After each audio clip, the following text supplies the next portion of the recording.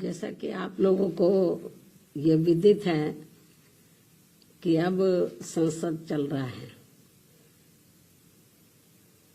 और संसद में विपक्ष देश व यहाँ के जनहित के मुद्दे न उठाकर अपने राजनीतिक स्वार्थ में संभल में हुई हिंसा की आड़ में खासकर सपा व कांग्रेस पार्टी यहाँ मुस्लिम वोट को रिझाने में लगी है। बाकी मुद्दों से उनका कोई लेना देना नहीं है। इतना ही नहीं बल्कि ये पार्टियां मुस्लिम समाज को भी अर्थात तुर्क व नॉन तुर्क को भी वहां आपस में लड़ा रही हैं संभल में, जिससे मुस्लिम समाज को भी सतर्क रहना है।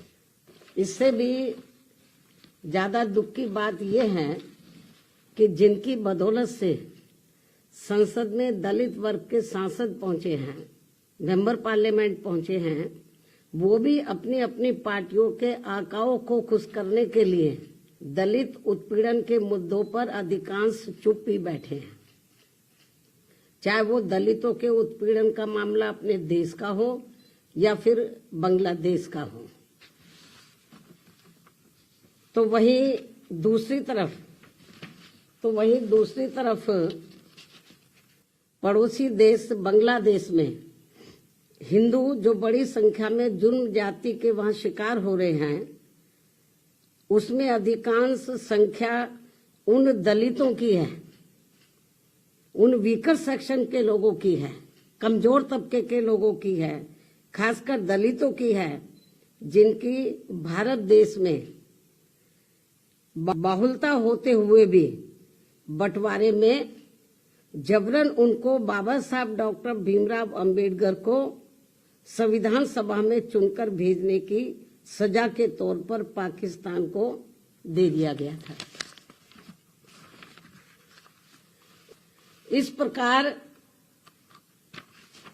बाबा साहब डॉक्टर भीमराव अंबेडकर संविधान सभा में बंगाल के जिस जैसोर खुलना क्षेत्र से चुनकर आए, तो उसे हिंदू बाहुल्य क्षेत्र होने के बावजूद भी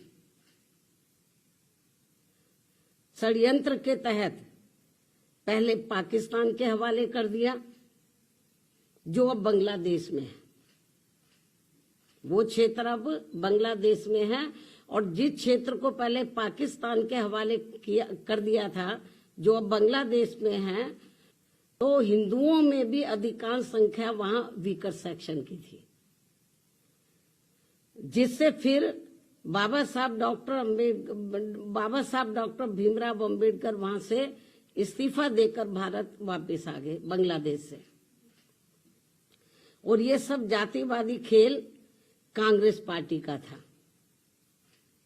और अब जब वहां इनका शोषण हो रहा है, तो विपक्ष की ये मुख्य पार्टी इस पर चुप है, कांग्रेस पार्टी चुप है।